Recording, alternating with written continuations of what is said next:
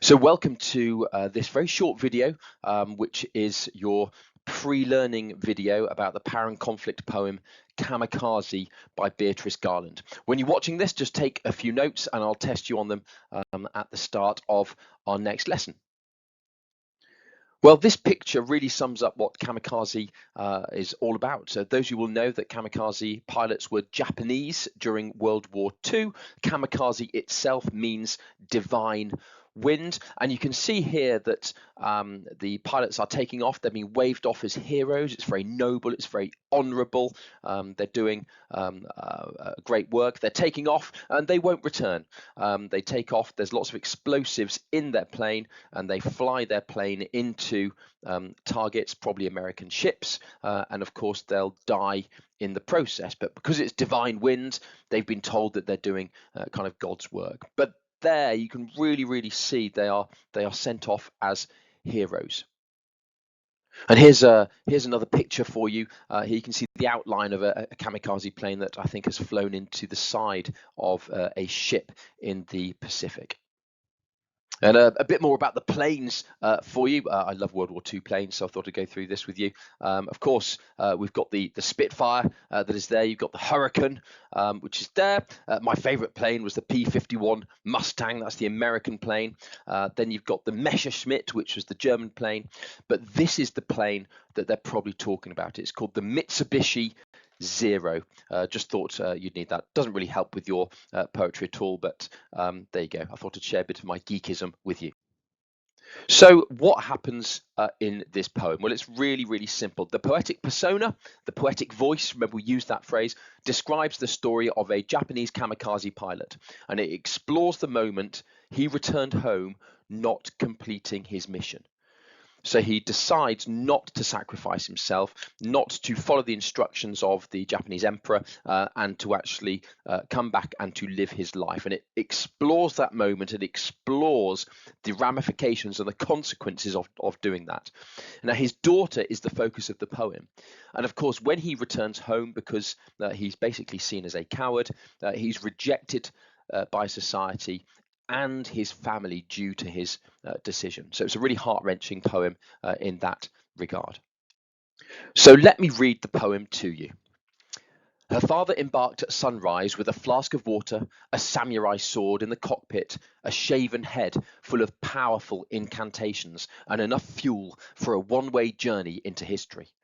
But halfway there, she thought, recounting it later to her children, he must have looked far down at the little fishing boats strung out like bunting on a green-blue translucent sea, and beneath them, arcing in swathes like a huge flag waved first one way, then the other in a figure of 8, the dark shoals of fishes flashing silver as their bellies swiveled towards the sun, and remembered how he and his brothers, waiting on the shore, built cairns of pearl-grey pebbles, to see whose withstood longest the turbulent inrush of breakers, bringing their father's boat safe.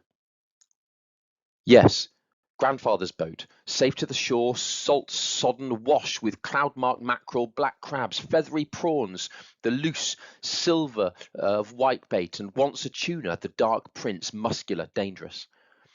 And though he came back, my mother never spoke again in his presence, nor did she meet his eyes, and the neighbours too. They treated him as though he no longer existed. Only we children still chattered and laughed, till gradually we too learned to be silent, to live as though he had never returned, that this was no longer the father we loved. And sometimes she said, he must have wondered which had been the better way to die. So we can see here how his wife doesn't speak to him anymore, rejects him completely, and then so did the daughter, and so did the grandchildren. Actually realized you don't engage with this person because he didn't follow through his mission. Tremendously sad, especially that last line, which implies, what was the better way to die, alone and rejected by society, or actually exploding yourself into an American ship. It's an awful harrowing last phrase. So again, let me pinpoint 4 areas of the poem that you need to be aware of. Firstly, this one, a brilliant phrase: a shaven head full of powerful incantations. Now, if we take that imagery of a shaven head, so the kamikaze pilots, they would all shave their heads. Essentially, what's happening here is it's taking away their identity, that they're not individuals anymore. They've become machines of war. And they very clearly, that image shows that they've been dehumanized. They are not human anymore. They're not individuals. So that's crucial. The second bit is that these shaven heads, these dehumanized images, they are full of powerful incantations. An incantation is another word for a spell. Now, that metaphor implies that they have been brainwashed or indoctrinated. And they believe that this is the right thing to do. It's the right thing to do for my country, for me, for glory and honor, that I kill myself, I sacrifice myself. And it creates that notion, doesn't it, that dying for your country is good. But in terms of power and conflict and control, it shows that they have been indoctrinated. That's what the poet is trying to tell us. So the second bit I'd like you to look at is this phrase: he must have looked far down at the little fishing boat strung out like bunting. Now, I think that phrase "far down," I think that symbolizes and illustrates how detached from real life the pilots had become.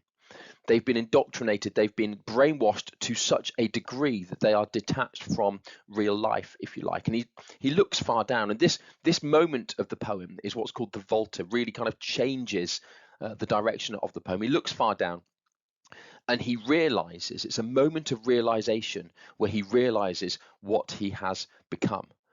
And what's fascinating is that simile. He sees the little fishing boat strung out like bunting. Now, those of you all know that Japanese culture and food culture is based around fish. It's extraordinary thing. And those little fishing boats, he looks down and sees them. It reminds him of his culture, which he doesn't want to lose. And he realizes the culture he's got of being indoctrinated, the kamikaze culture, is not for him. Now, that simile, like bunting's those small little flags. You might have seen those small little flags that are on strings for the king's coronation this year were put out. And he realizes that actually his life is something to celebrate. That's why the simile is used. Those little fishing boats strung out like bunting. Something to celebrate, not to throw away, and not to disregard because of the culture of kamikaze. So that's why that simile is used. The moment where he realizes that he doesn't want to throw away his original life. And then another simile is used where he says, like a huge flag waved first one way, then the other in a figure of 8. Really interesting one. If we take the notion of the flag, he's looking down, it's describing the fishes, okay, and they're underwater and they're going one way, then the other, and like a huge flag. Now let's think about it. Why did the poet use that simile of a flag? Well, what does a flag symbolize? What does it represent? Well, firstly, it could be like a warning to him, don't do this. A warning, you've been indoctrinated, you've changed, you've become so detached from who you are. So it could be that, but also flags represent your identity and a sense of belonging. And we spoke about the notion of Japanese fish and fish being at the center of Japanese kind of diet and culture. Like a huge flag represents that sense of belonging, that true belonging. And the pilot realizes this. He looks down and thinks, actually, I don't want to be going through with this. I want to reconnect with who I am, my personality, and my culture. It's a brilliant simile to use, has so much meaning, like a flag. And then we get to those, that really harrowing last few lines. Till gradually we too learn to be silent, to live as though he had never returned. And I suppose, it shows how innocent children are affected by conflict. They are refusing to speak to their father again because they realize if they do, they'll be outcast from society. The father's been thrown out of society. He absolutely has. He's disrespected. He's seen as a coward. And that notion that even innocent children are affected by conflict in such a way, are brainwashed, shows the extent that the control that people have. And I suppose this is very similar to London, the Mind Forged Manacles bit, that brainwashing aspect. And I suppose also, it suggests that war has changed him permanently. That permanent effect of war, to live as though he'd never returned. Really, really, really sad part of the poem. So in terms of structure of this poem, you will notice there is no rhyme scheme necessarily. And towards the end of the poem, you'll see irregular line lengths.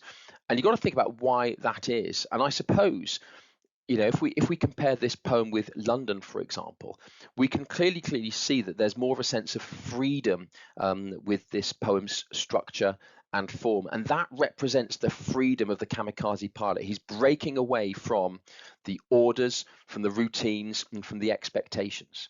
And that is why there is no real rhyme scheme, and there's no kind of discernible structure really of any sort in there, specifically towards the end.